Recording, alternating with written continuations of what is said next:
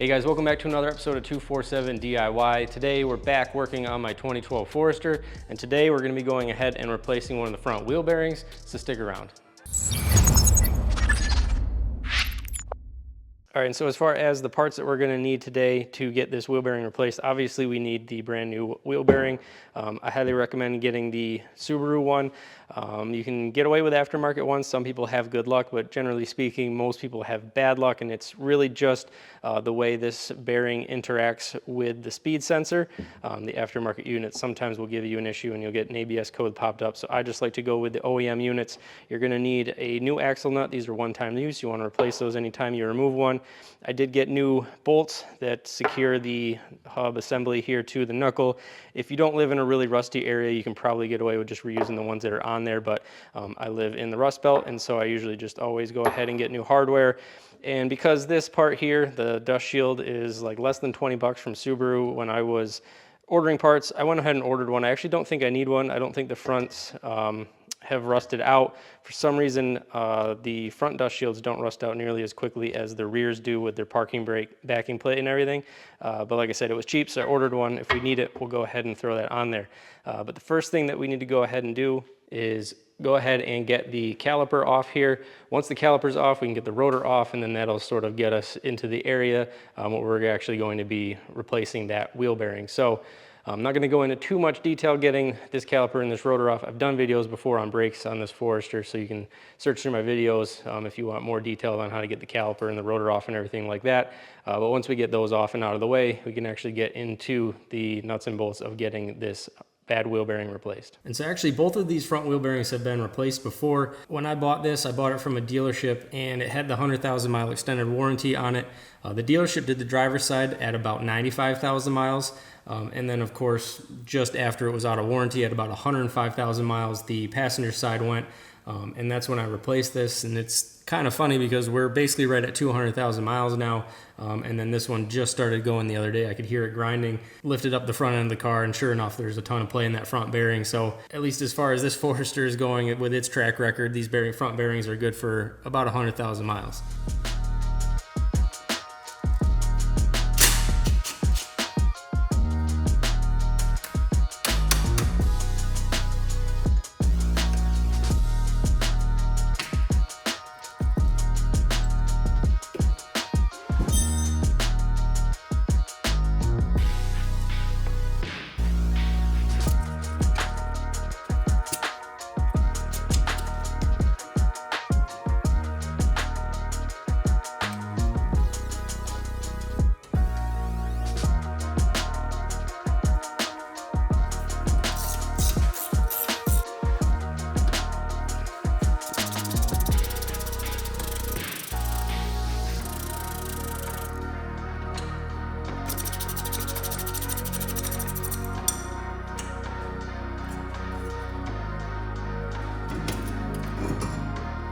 Next, we're going to have to go ahead and remove this axle nut. It's a 32 millimeter nut. It is a staked nut. It's just like a safety feature to make sure that it can't ever loosen up.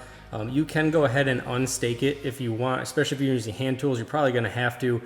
I just zip it off with my impact. I've done this countless times, and I've never messed up the threads on there before. A lot of people say you're going to mess up the threads if you don't unstake it. Like I said, I've done it countless times. I just zip it off with the air gun, and it's never given me any problems before.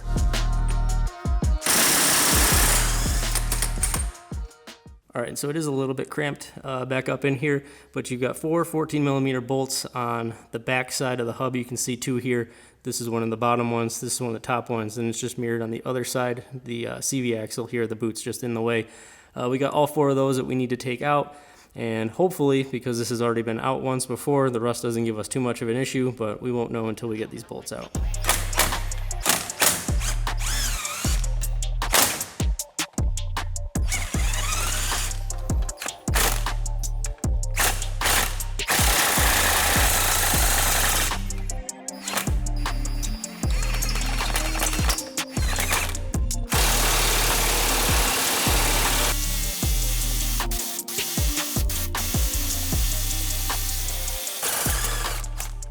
So now as far as getting these wheel bearings out, I do prefer to go ahead and use the air hammer. It just really shocks everything, vibrates it, and can really kind of break that corrosion free and get these things out. Unlike the rear ends, which have that backing plate for your parking brake, and there's a really thick pad on the back of it where you can fit the sort of chisel wedge from your air hammer between the backing plate and the knuckle and wedge everything off. There's really not a whole lot here to wedge between the knuckle and the bearing itself. I might be able to get behind this plate here because we do have a replacement anyway. We're going to end up bending if we do that, but I'm going to start here on the front, kind of near the ears here where the bolts go through, trying to push it, essentially just kind of trying to twist this. I don't want to twist it too much because I did leave the ABS sensor in. If this doesn't seem like it wants to break free, I'll probably get on like a little step stool. We'll remove the ABS sensor because we don't want to damage that. But all I'm trying to do is just see if I can't break this thing free. Like I said, I've replaced it before, and hopefully I put anti-seize on there. I believe I did because I can see anti-seize on the CV shaft here. And so hopefully this will break free easily. If not, like I said, when we start having to break out the big guns and really hammer on this thing, I'm going to make sure I pull that ABS sensor out of the knuckle first. I've learned firsthand that you can accidentally break that sensor doing this job. So like I said, first we're just going to see if we can't get this off easily, and then we'll just work from there.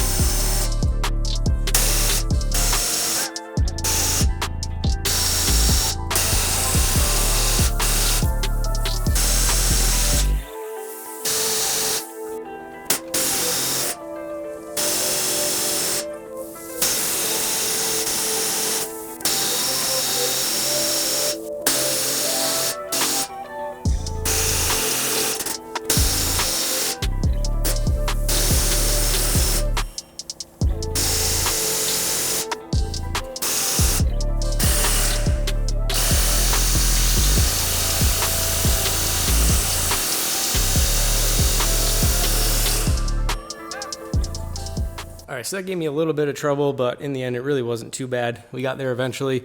The only thing that method does is trying to wedge that chisel in there, is you do kind of mar up the mounting face here for the hub. So we're just gonna come through, we're gonna clean up any of that burred up metal there. So we have a nice clean flat mating surface again, and we can go ahead and get the new bearing installed in there. You probably can't tell very well from the angle of the camera, but this is where our sensor comes through, and this is the point where you can damage that sensor if you're not careful, because it sits between the bearing and the CV shaft, and the CV shaft, now that the bearing's on there, kind of wiggles all over the place, and it can contact the tip of that ABS sensor. To be perfectly honest with you, I forgot to do it when I started working, and then just laziness got the better of me, not wanting to get up there and take that out. If I were you, I would recommend just take that ABS sensor out, save yourself the potential of, I don't know, I think it's like a couple $100 for a new sensor. And then if you have to travel to go get the sensor, if your ABS system is disabled due to an error, you can't use the cruise control on a Subaru either. So that would be an annoying trip. Ask me how I know. Yeah, but I didn't, and we didn't end up breaking it. So that's good. But like I said, we're going to clean up this surface. We'll slaz a whole bunch of anti-seize in there with the new bearing, and we should be good to go for another 100,000 miles, hopefully.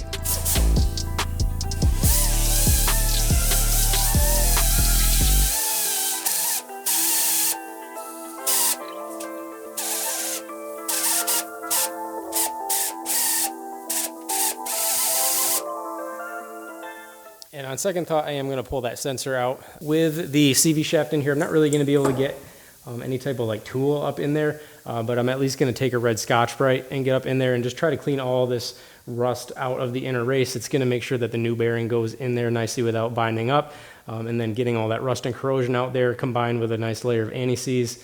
Again, if in another 100,000 miles I'm back here, hopefully it will aid in that bearing coming out nicely and not being completely seized in there.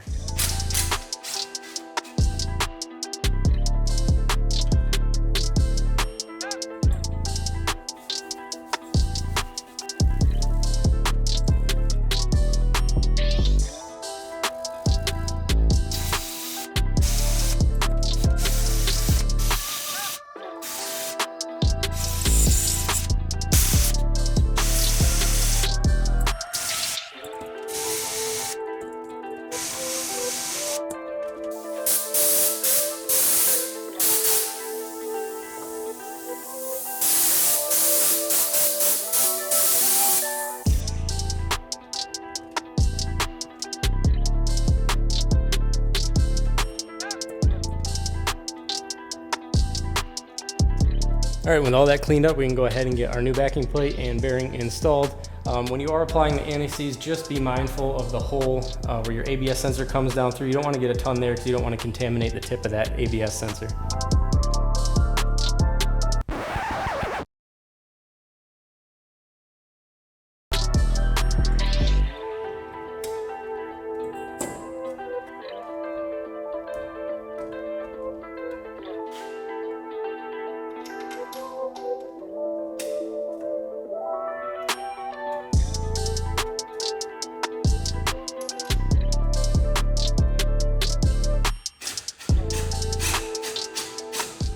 All right, so as I was tightening the bolts down here for the bearing, I realized that I made one minor little mistake. When I did both the rear wheel bearings and I ordered parts, I believe for the first one, the site that I usually order parts from had a minimum order quantity for the bolts.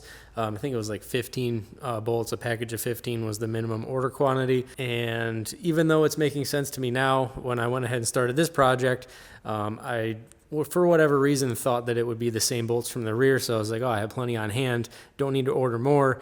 But obviously, as I had mentioned earlier in the video, with the backing plate for the parking brake in the rear end, there's a pretty substantially thick plate that goes between the hub and the knuckle, and obviously that means that the bolts for the rear end are going to be that much longer than the ones for the front.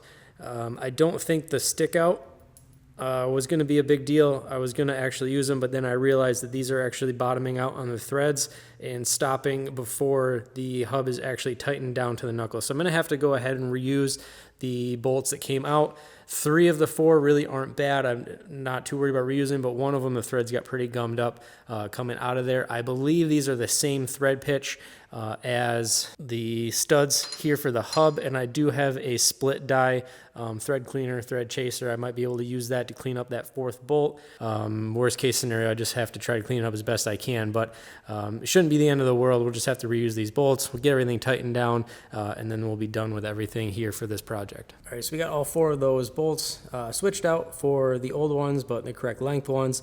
They cleaned up decently enough. I may, sort of off camera, order the new ones when they come and replace them, just because if, you know, fingers crossed, I do have this Forester to 300,000 miles and maybe the bearing goes again. Who knows as far as how rusted out the heads of those bolts might get. So I may, just for peace of mind, want to throw some new ones in there. But for now, they're in. We've torqued them down to 48 foot-pounds. Now we can go ahead and get the rest of this finished up. We can go ahead and get the ABS sensor installed back in there.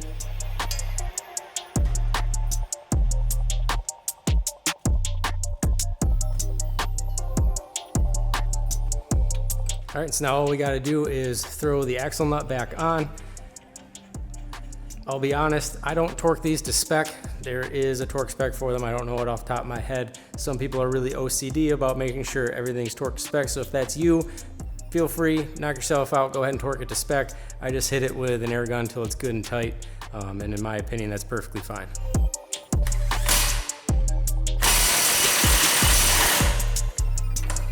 And then we just have to restake the indent there on the nut.